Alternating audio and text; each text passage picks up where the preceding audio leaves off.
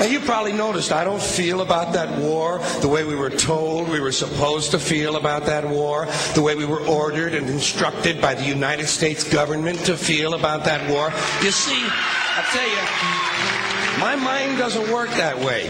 I got this real moron thing I do. It's called thinking. And I'm not a very good American because I like to form my own opinions. I don't just roll over when I'm told to.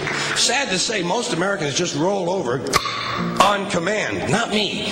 I have certain rules I live by. My first rule, I don't believe anything the government tells me. Nothing. Zero. Nope.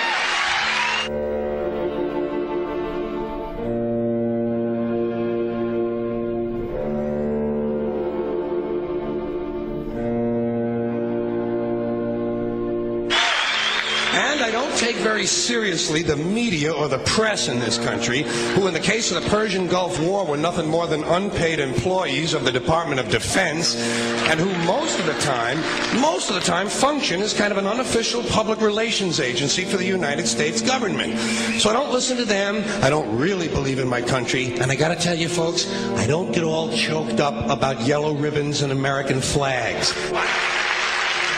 Now, to balance the scale, I'd like to talk about some things that bring us together. Things that point out our similarities instead of our differences. Because that's all you ever hear about in this country is our differences. That's all the media and the politicians are ever talking about, the things that separate us, things that make us different from one another. That's the way the ruling class operates in any society. They try to divide the rest of the people. They keep the lower and the middle classes fighting with each other so that they, the rich, can run off with all the fucking money. Fairly simple thing, happens to work.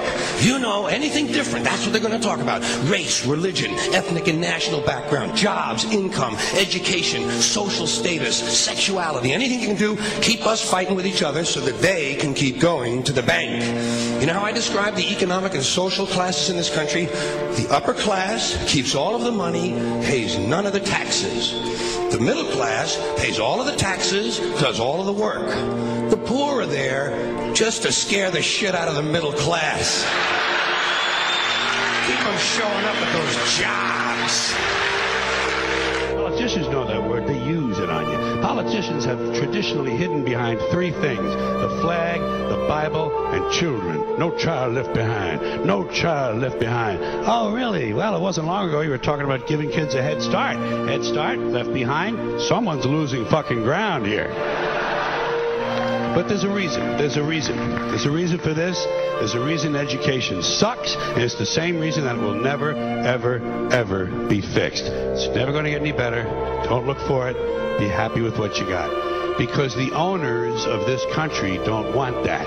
I'm talking about the real owners now. The big, the wealthy, the real owners, the big wealthy business interests that control things and make all the important decisions. Forget the politicians. They're irrelevant. The politicians are put there to give you the idea that you have freedom of choice. You don't. You have no choice. You have owners. They own you. They own everything. They own all the important land. They own and control the corporations. They've long since bought and paid for the Senate, the Congress, the state houses, the city halls. They got the judges in their back pockets, and they own all the big media news, all the big media companies. So they control just about all of the news and information you get to hear. They got you by the balls. They spend billions of dollars every year lobbying to get what they want. Well, we know what they want. They want more for themselves and less for everybody else. But I'll tell you what they don't want. They don't want a population of citizens capable of critical thinking. They don't want well-informed, well-educated people capable of critical thinking. They're not interested in that. That doesn't help them. That's against their interest. That's right. You know something? They don't want people who are smart enough to sit around the kitchen table and figure out how badly they're getting fucked by a system that threw them overboard 30 fucking years ago. They don't want that. You know what they want? They want obedient workers. Obedient workers, people who are just smart enough to run the machines and do the paperwork, and just dumb enough to passively accept all these increasingly shittier jobs with the lower pay, the longer hours, the reduced benefits, the end of overtime, and the vanishing pension that disappears the minute you go to collect it. And now they're coming for your Social Security money. They want your fucking retirement money. They want it back so they can give it to their criminal friends on Wall Street. And you know something? They'll get it. They'll get it all from you sooner or later because they own this fucking place. It's a big club, and you ain't in it. You and I are not in the big club.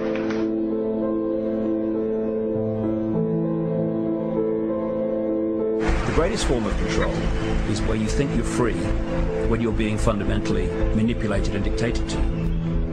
One form of dictatorship is being in a prison cell and you can see the bars and touch them. The other one is sitting in a prison cell but you can't see the bar, you think you're free. What the human race is suffering from is mass hypnosis. We are being hypnotized by people like this.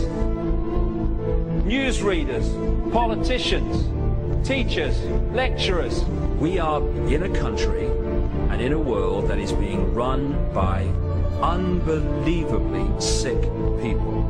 The chasm between what we're told is going on and what is really going on is absolutely enormous. The greatest hypnotist on planet Earth is a oblong box in the corner of the room. It is constantly telling us what to believe is real. Historically, the control and manipulation of political opinion has been the Freemasons' main weapon in gaining control of countries and states. Once in control of the rulers and politicians of a country, laws and political structures could be changed in accordance with their agenda.